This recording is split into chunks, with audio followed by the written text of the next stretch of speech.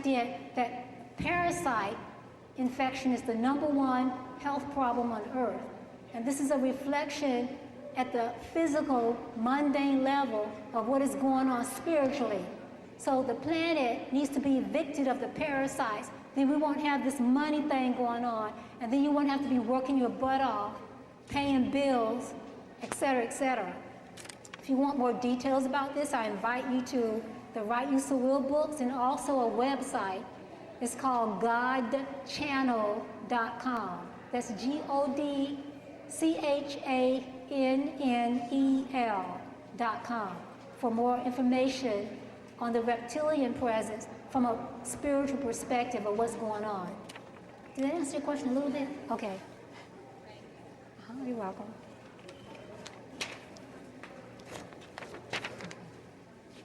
Thank you, Dr. Suzar. Yes, thank you. I really appreciate your information and your insight, because a lot of answers, like sometimes when you hear people such as yourself, it's a verification that you ain't crazy. You know what I mean? So it allows me to know that my thought process is moving in the right direction. But one question I have is, you were saying take back your will in essence and do what your will is as compared to outside entities, and hopefully I'm saying it correctly. And don't deny yourself. Well, how do you do that when you got so many people depending on you to be and do and assist them, and even in times that you don't want to do it, but it's times that you got to do it? I don't know how to do that, and maybe you can help me with that. Who is insisting that you do what you don't want to do? I'll give you an example. This morning, my aunt called me because another aunt was in the hospital. Before she asked me, do I have time today to take her to the hospital? My first response was, I'll call you back. Let me think about it, because it was a request that I wasn't entertaining for my day. Then when I called her back, I felt obligated, because that's quote unquote #1, my favorite aunt. And her sister was in the hospital, don't know the condition of it. So I felt an internal obligation to accommodate her in her request. Sir, you crossed your will. Okay. You did not want to do it. You felt guilt, and you did it anyway.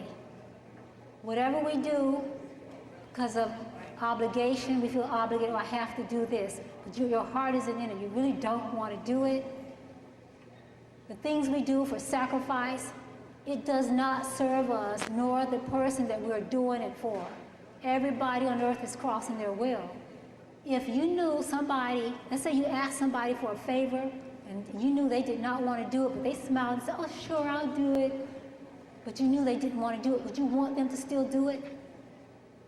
Well, to tell the truth, it depends on what it is. If it's something I need to get done, I ain't gonna lie to you. If I gotta get it done, I gotta get it done. Okay, so you don't mind them crossing their will in order to please you? Well, to some degree, no, because I do that for other people. Okay, everybody, like I said before, we're all guilty of self-denial. The first word we tend to learn is no. Will being magnetic, now you're pulling more of your lost essence back to you. You become stronger, and the reality that you create is going to be more in harmony with what you desire, because you're healing your desire body, your will body.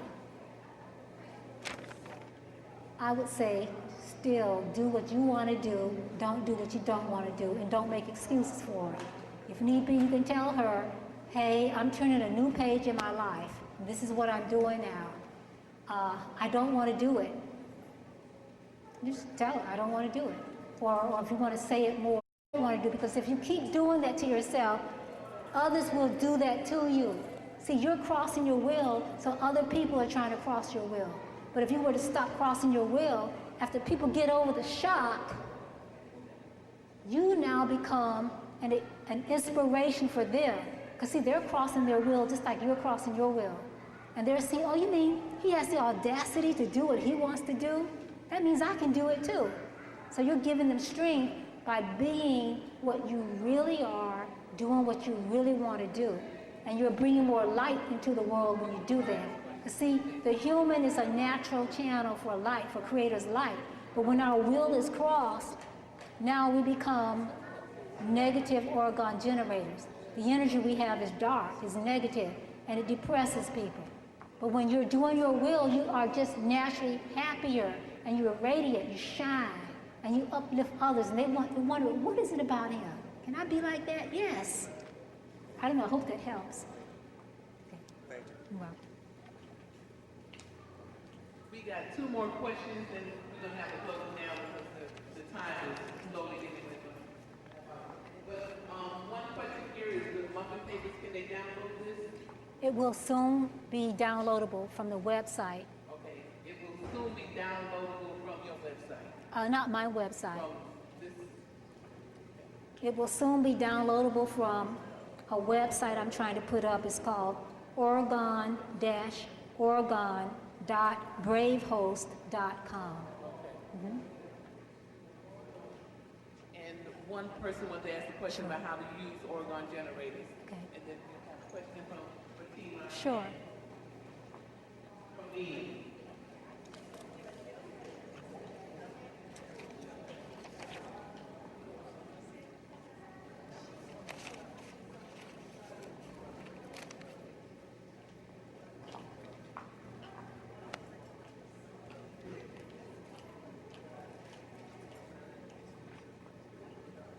Sure. Yeah. You want to ask it? Okay. Someone asked the question, how to use Oregon generators. The simplest way is to always keep one in your pocket or on your person. This creates a field of positive energy around you, and when any negativity enters that field, it gets converted or turned into positive energy. Also, you want to definitely have it on your TV, on your computer, or near your computer while you're working on it. You want them throughout your house. Then afterwards, you want to distribute them around the neighborhood. There's a flyer back there that gives more information, that also tells you how to make these things yourself quite simply. What's the lifespan of these generators? They last forever. Even though I bought it, Go ahead. do I still have to make it? Do I still have to make it? Do I still have to make it? I recommend you make some or buy some. A website, there's a sister that makes these generators. Her name is Ayamez. And her website, you have the muffin papers? Oh, I have it.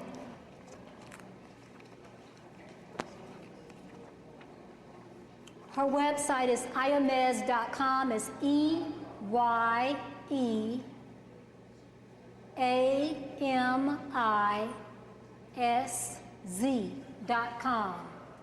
That's Ayamez.com. EYEAMISZ.com.